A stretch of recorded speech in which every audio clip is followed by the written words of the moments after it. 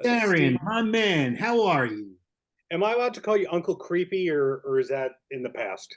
Been called worse.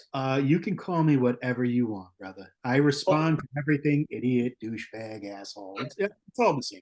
I thought that was a nickname. I mean, at least IMDb is perpetuating that one out there. It is. No, it is. You know what?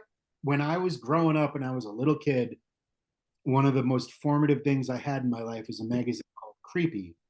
Yeah, And Uncle Creepy was like the crypt keeper of yeah. Creepy magazine. So with the advent of the internet, I'm thinking I'm going to do a nice little clever homage to Uncle Creepy, right? So I chose that as my pen name. Little did I know it would follow me the rest of my life. Maybe if I would have thought about it, it'd have been a little bit more selective, kind of, but whatever. It's brought me nothing but good stuff. Well, on the positive end, shifting towards the positive, you're one of those people who was able to turn the hobby into the career. At what point or what year was it that no longer were you helping making movies on the weekends that you kind of realized, oh, there's a business behind me loving horror? It started as a hobby, as you well said. And when I created Dread Central, I didn't make any money doing it until like year eight. You know, I had a day job. I was working at GameStop slinging video games, man. And my typical work day would get up at 5 a.m. and I would update Dread Central, and then I would go to work, and I would come home at 3 p.m.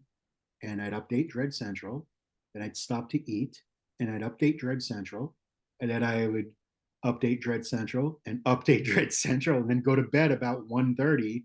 And I did that every day for 7 to 8 years.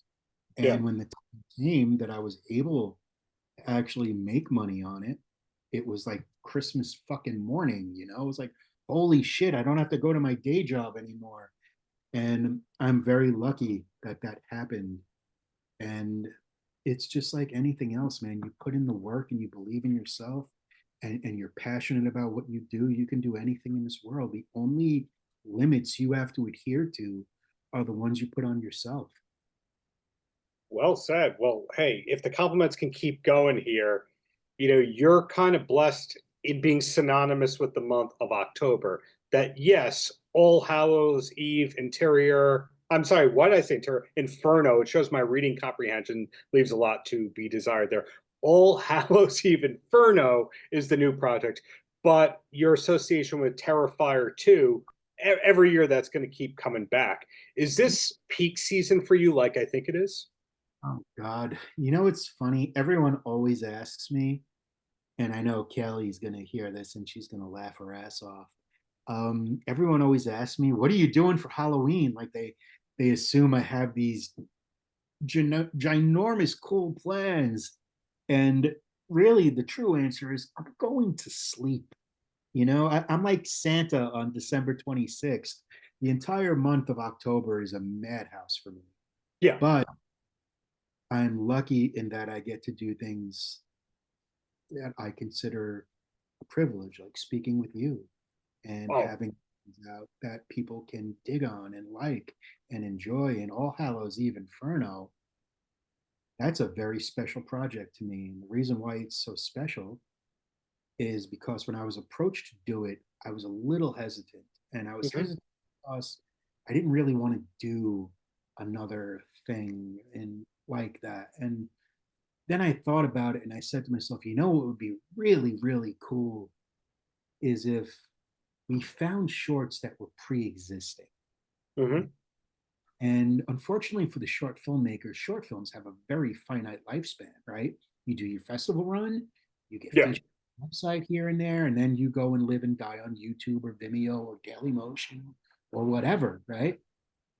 And the best they could hope for is that somebody actually sees these things.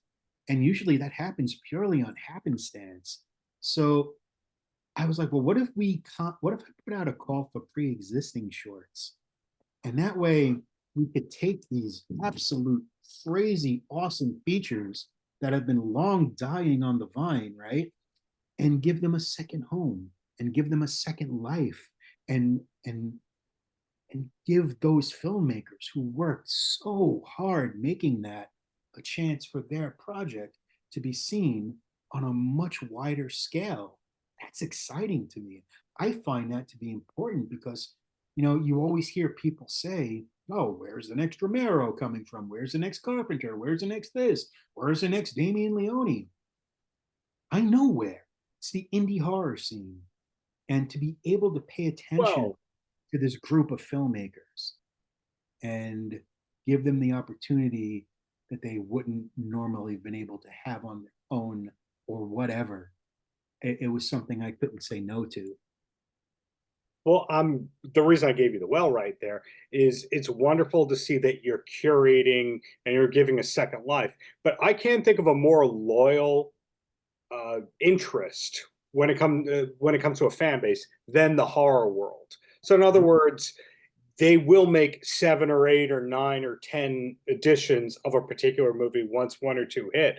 So, in a way, I'm surprised. I wouldn't be surprised, rather, if there's more editions of All Hallows Eve coming, if the exposure leads some of those people to getting sequels or reboots or whatever. In other words, the sky's kind of the limit with what you're doing here with Inferno. Yeah, I mean that's the idea, man. This is very much a test ride. You know, Mhm. we put out one last year, which I had a smaller hand in, and then this year was totally my baby. Um, if there's a need for it and the public responds well to it, and the movies do well, then yeah, I'll do this for as long as I'm allowed to, you know? I wanna I wanna keep doing what I do. The one thing I miss about doing Dread Central was the ability to help filmmakers. And now that for whatever reason my name is worth something, I want to use it for something good. And that's getting these movies and these filmmakers out there. I appreciate the self-deprecation right there, Will. Two quick questions, and then I let you go. Okay. The first one is when we think of you, Steve, we think of horror. But just like if you were thinking of a member of Megadeth and heavy metal, presumably they have a hobby, their number two or their number three hobby, that's going to be the exact opposite of heavy metal. In other words, by turning the hobby into a career, you have to have a way to decompress, or else you hate your work. Mhm. In your case, what is that number two or number three passion that is totally different than horror? Video games, man. I love video games and I love music. I think in a lot of ways, both music and video games, and of course the horror genre, have Mhm. saved my life, you know? I grew up in my story's not unique. I grew up in dysfunctional family circus. So I needed those distractions to keep my head straight. And music, especially, I took a lot of solace in because there are certain artists I feel are speaking to me, you know, even though they don't know who I am, their lyrics become so relatable that you find comfort in them. Mhm. And video games are just a good time, man. I love having a good time because video games, in a lot of ways, it's your first chance to be a director because you're Mm, in charge of the action that's happening, you know? that And was deep. yeah, those things are very important to me, and that's what I do. And when I get off this conversation, I'm going to go play Silent Hill 2. So I'm excited. That is on brand. And the last question I have for you, are we allowed to know what's next, or is it all Hallows Eve, Inferno, forever and ever? Amen.